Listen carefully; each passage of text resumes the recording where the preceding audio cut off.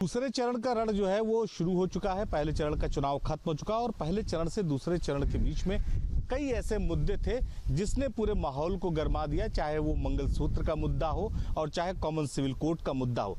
अब जो दूसरे चरण की तैयारी चल रही है उसमें जनता कितना तैयार है और जनता के दिमाग में पहले कौन सा मुद्दा ये समझने का चाहेंगे। क्या मुद्दा है इस बार दूसरे चरण के चुनाव में? देखिए श्रीमान जी, मुद्दा ये है कि विरोधी चाहे जितना इधर उधर करें 400 पार जाएगा तो जाएगा, यही मुद्दा है। हाँ, पब्लिक की ये पूरा संकल्प है। आखिर क्यों सोचा जनता ने ये कि 400 पार पहुंचा देना है? क्योंकि हमारे माननीय मोदी जी और माननीय योगी जी का जो दायित्व है जो पूरा कर रहे हैं, ये सब देखते हुए जनता ने अपना खुद तय किया है और जनता से बड़ा कोई नहीं है। जनता ने तय किया है तो 400 पार नहीं 500 भी पार जा सकता है। कॉमन सिविल कोड, मंगलसूत्र, ये क्या चल रहा है पिछले जो है वो पहले चरण से चुनाव के बाद से दूसरे चरण के चुनाव में?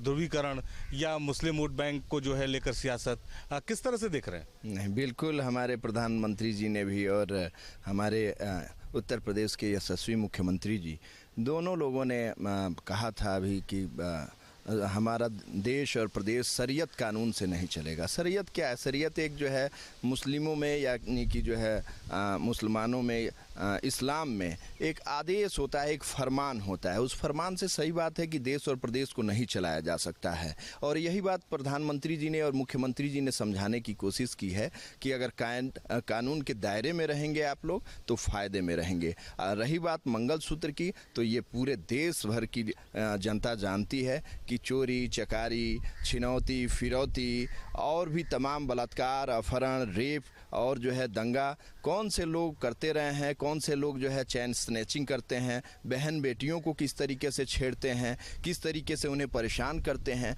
तो इसी पे तो कहा है प्रधानमंत्री जी ने कि मंगलसूत्र चुराने वाले हों, बाइक चुराने वाले हों या फिर कहीं डकैती डालने वाले हों, एक ही समुदाय के लोग होते हैं, एक ही तरह के लोग इस तरीके के काम करते हैं, तो उसमें बुराई क्या है? वही बात उन्होंने कहा है। जब कोई चुनाव होता है तो मतदाता के दिमाग में क्या होता है, क्या सोचता है एक मतदाता, क्योंकि दूसरे चरण के चुनाव में वोटिंग होनी है? जी देखिए, मतदाता यही सोचता है, अपनी सुरक्षा देखता है, अपना देखता है कि हम कैसे अपनी चीज़ों को सुगम बना सकते हैं। जैसे योगी जी, माननीय योगी जी की सरकार में देखिए आप आयुष्मान कार्ड ये है कि 5 लाख का इलाज आपको जो है 5 लाख का इलाज जो है आपको मिल सकता है। ठीक है, हर गरीब को मिल सकता है, कोई भी आयुष्मान कार्ड बनवाए अपना इलाज करवाए। फिर प्रधानमंत्री आवास योजना हुई, कोई भी गरीब है अगर उसके पास आवास से वंचित है तो इस योजना का लाभ भी। पिछली सरकारों में तो बिचौलिए बैठे हुए थे, वो तो जनता का पैसा खा के और उसके बाद अपना पेट भरते थे। इस सरकार में कम से कम पारदर्शिता है। माननीय योगी जी ने भय मुक्त शासन दिया है। कोई माफिया कोई हो, उनके किसी के लिए कोई वो नहीं है, सबके लिए समान व्यवहार है, चाहे जो हो। अब लोग तरह तरह की बातें बनाते हैं, लेकिन अब की बार 400 पार, यही भाजपा का नारा, यही जनता भी सोच ली है। ठीक है, मंगलसूत्र में इतनी सियासत क्यों? मंगलसूत्र हिंदू धर्म में विवाहित महिलाओं के लिए एक सामाजिक सम्मान है, सामाजिक सम्मान। इसलिए मंगलसूत्र का स्नैचिंग या चोरी या खींचना जो है बहुत बड़ा अपराध है। वो एक पति के रूप में उसको मंगलसूत्र को हिंदू महिलाएं पूजा करती हैं। इसलिए मंगलसूत्र की स्नैचिंग या ये हिंदू धर्म के विरोध में वो कार्य इसको माना जाए। मंगलसूत्र ऐसी बहुत ज़्यादा कीमत नहीं है, सस्ते भी आते हैं, 500-600 रुपये में मंगलसूत्र बनते हैं। उससे ज़्यादा चोर बाजार में बेचने पर बहुत ज़्यादा पैसा नहीं मिल रहा है। वो तो दुर्भावनापूर्ण कार्य है मुसलमानों का। मंगलसूत्र मकसद ये था कि अपराधी जो है अगर कोई अपराध करेगा किसी महिला के साथ तो वो बचेगा नहीं। जैसे योगी जी ने कहा था कि इस चौराहे पर अपराध करेंगे तो अगले चौराहे पे हिसाब हो जाएगा। बिल्कुल सही है, योगी जी ने वो करके दिखाए। योगी जी, माननीय योगी जी उत्तर प्रदेश में अपराधियों को पकड़ने का काम बहुत तेजी से, बड़े बड़े माफिया पकड़े गए हैं, जिन्हें काउंटर भी हुआ है। अब गाड़ी पलट गई, आप देखे ही। तो भाजपा की गाड़ी तो नहीं पलटेगी? अब नहीं पलटेगी, 400 पार होगा। 400 पार। अच्छा, हाँ। जनता का क्या मूड है? ये धर्म की सियासत जो चल रही है, इसे जनता किस तरह से देख रही है? जनता सही देख रही है। हाँ, जनता एक ही चीज़ बोलता है, 400 पार। हाँ। कितने पार तक आप पहुंचा रहे हैं? अब भी 400 पार पहुंचा रहे हैं? बिल्कुल 400 पार पहुंचा रहे हैं। उसके पीछे क्या कारण है? 400 पार सीटें क्यों मिल जाएंगी? देखिए, आम नागरिक जो है अपनी सुरक्षा, और सबसे बड़ी बात जो है कि आज के समय में संगठित अपराध, जो पहले की बहन बेटियों के साथ जो भी अपराध हुआ करता था, आज के समय में सबसे बड़ी बात यही होती थी कि रात के 11 बजे के बाद कई बहन बेटियां निकल नहीं पाती थी, 12 बजे के बाद निकल नहीं पाती। आज मुरादाबाद, संभल, मुजफ्फरनगर, जहां भी आप जाते थे, कभी भी ये नहीं देखने को मिलता है कि 11 बजे के बाद बहन बेटियां कहीं असुरक्षित महसूस करती हैं अपने आप को। जाहिर सी बात है, बहुत बड़ा मुद्दा है ये, सुरक्षा का एक मुद्दा बहुत बड़ा था। ठीक है, मुरादाबाद, संभल का ही नाम आपने क्यों लिया? अलीगढ़ का नाम ले सकते थे, या अलीगढ़ का भी नाम आप लेना चाह रहे थे? पूरब की बात आप नहीं कर रहे हैं? पूरब में जाहिर सी बात है, पूरब में भी संगठित अपराध की वजह से सारी चीज़ें असुरक्षित महसूस करते थे लोग यहाँ पे। लेकिन बशर्ते पहले की सरकारों के और आज के मुकाबले, आप अभी भी गोरखपुर, देवरिया, कुशीनगर, महाराजगंज, आजमगढ़ कहीं भी जाएंगे, देखिए आज भी रात में महिलाएं अपने आप को सुरक्षित महसूस करती। 11 बजे, 12 बजे कहीं भी कोई भी स्कूटी लेके निकल जाता है। तो इससे सबसे बड़ा बात है सुरक्षा का मुद्दा।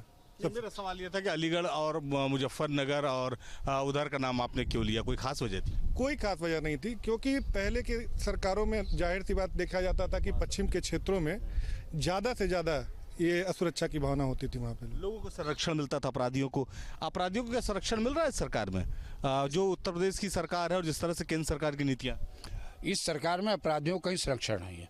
आपको अगर हम कोई लाभ नहीं पहुंचाते, भारतीय जनता पार्टी की सरकार या नेता कोई लाभ नहीं पहुंचाते, तो आपके प्रति कोई दुर्भावना भी नहीं रखते, आपका नुकसान भी नहीं करते हैं। अपराधियों को कहीं भी कोई सरकार को कोई संरक्षण नहीं है। किसी भी अपराधी को, किसी पार्टी, किसी दल के हों, किसी जात बिरादरी को हों, कहीं योगी सरकार में या मोदी जी की सरकार में कोई संरक्षण, कोई उनके हित लाभ में कोई काम नहीं होता।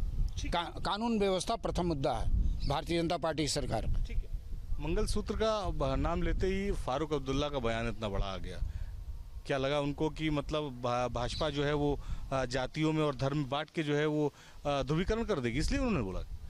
गोरख पांडे की एक कविता है कि राजा बोला रात है, रानी बोली रात है, संतरी बोला रात है, मंत्री बोला रात है, सुबह सुबह की बात है, सुबह सुबह की बात है। मैं टोटली इंडिया अलायंस की अगर बात करें, उनका सबका उद्देश्य तुष्टीकरण करना है, सबका उद्देश्य मजहबी नगमात को जो है छेड़ना है, मजहबी रूप से कहीं ना कहीं बांट कर और जो है सियासत का लाभ लेना है।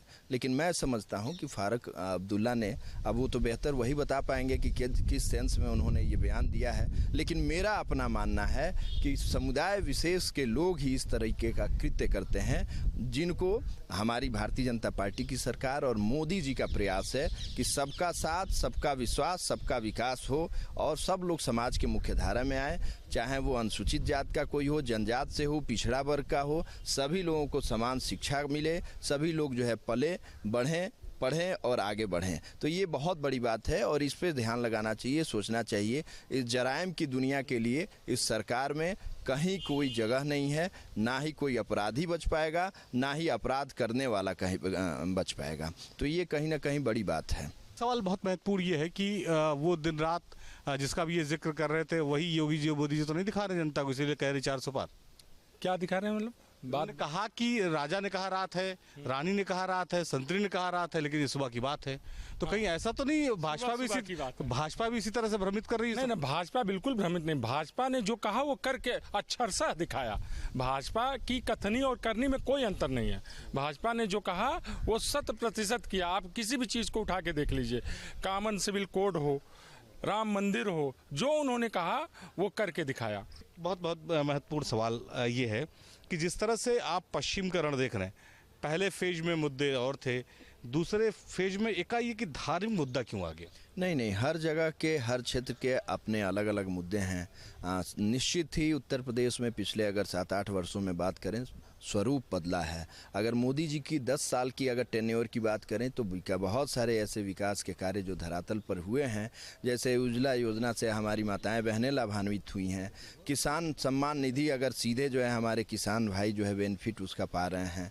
कहीं ना कहीं जनधन योजना के तहत जो खाते खाते खुलवाए गए थे बैंक में, उसका भी कहीं ना कहीं बेनिफिट मिल रहा है। इसके अलावा पेंशन की अगर बात करें, ओल्ड एज लोगों को पेंशन की बात करें, महिलाओं को पेंशन की बात करें, तो ये कहीं ना कहीं, चाहे आवास की बात करें, गरीबों को आवास की बात करें, कहीं ना कहीं जो है शिक्षा की बात करें, स्कॉलरशिप की बात करें, तो सरकार जो है बहुत सारी काम कर रही हैं।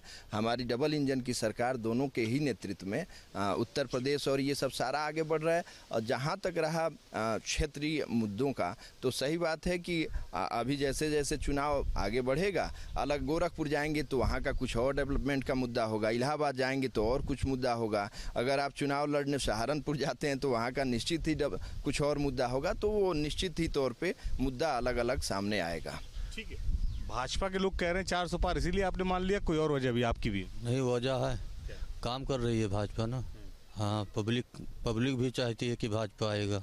इस फेज में ये जो बातें हैं, चाहे वो मंगलसूत्र की बात हो, चाहे कॉमन सिविल कोड की बात हो, हिंदू मुसलमान की तरफ ले जाता हुआ चुनाव दिखाई पड़ रहा है। इससे क्या वाकई में वोटिंग में कोई फायदा मिलेगा किसी दल को? देखिए, वोटिंग में फ़ायदा तो हमारे यहाँ जातिगत आधार पर तो चुनाव पर प्रभावित करता ही चुनाव को, लेकिन ऐसा इस बार लगता नहीं है कि बहुत ज़्यादा चुनाव प्रभावित होगा। जातिगत मुद्दा उठा के हिंदू मुस्लिम की बात करके, या यादव की बात करके, कुर्मी की बात करके, राजपूत की बात करके कोई असर नहीं, क्योंकि भारतीय जनता पार्टी ने जो विकास का कार्य किया है, गरीबों को जो मदद की है, सहयोग किया है, जैसे आपका देखिए निःशुल्क जो है अन्न वितरण है, आवास है, ऐसे कार्य जो है सरकार कर रही है, जहाँ की कोई अपराध नहीं, कोई किसी के एक पैसे का लेन देन नहीं, सब ऑनलाइन पोर्टल पे है। ठीक है। एक सवाल कि पश्चिमी उत्तर प्रदेश में जब भी चुनाव होता है, हिंदू मुसलमान वाली बात शुरू हो जाती है, सभी दल शुरू करते हैं, भाजपा ने भी किया, सपा ने भी किया, कांग्रेस ने भी किया। कोई खास फायदा वहाँ से पश्चिमी उत्तर प्रदेश से? ऐसा कोई नहीं, भाजपा कोई ऐसा हिंदू मुसलमान नहीं करते, अपनी बात रखती है। पहली बात तो ये है कि ये कहते हैं हिंदू मुसलमान वाली कोई बातें नहीं होती। भाजपा की जितनी भी योजनाएं, जितना भी सब कुछ होता है, उस सब के लिए सबका साथ सबका विकास का एक अपना जो चलता है वो है।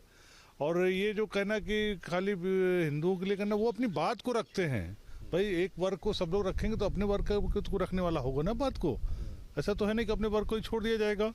तो गलत तो वो लोग करते हैं कि खाली एक वर्ग को ही करते हैं, जब हम अपनी हिंदू की बात करते हैं तो बुरा लग जाता है। तो ये तो गलत बात है ना। अगर मुस्लिम की बात हो रही तो हिंदू की बात भी तो करने कोई करेगा कि कोई नहीं करेगा, तो उसमें कहने में कोई बुराई भी तो नहीं ना। अपने घर के बच्चों का भी तो कोई सोचेगा ना, कि सब बाहर ही को सोचेंगे। तो जो उनके लिए ऐसा नहीं। और मोदी जी की जितनी भी योजनाएं, चाहे प्रदेश की हो चाहे केंद्र की हो, वो सब के लिए हैं। आज तारीख में चाहे राशन बट रहा हो, चाहे देख लीजिए आप मुस्लिम महिलाओं को सबसे ज़्यादा घरों में जा रहा है, चाहे जो भी योजना हो। इतनी योजनाएं हैं कि आप अगर 1 मिनट में कह दिया जाएगा तो सर आधा 1 घंटा लग जाएगा गिनाने में योजनाएं। चाहे मकान मिल रहा हो, चाहे दवाई का 5 लाख का हो, किसको नहीं मिल रहा है? आप जाइए मुस्लिम इलाकों में, आप जाइए पूछिए, उनसे नहीं मिल रहा है। मुद्दा सबसे अहम है। तमाम राजनीतिक दल प्रयास तो करते हैं ध्रुवीकरण का, लेकिन जनता ने एक बात तय कर लिया है कि जो पिछले 5 सालों में काम हुआ है केंद्र सरकार की योजनाओं का, वो मुद्दा होगा चुनाव को लेकर, और उसी को लेकर मतदान होगा। बयानों से चुनाव पर कोई बहुत बड़ा फर्क नहीं पड़ता।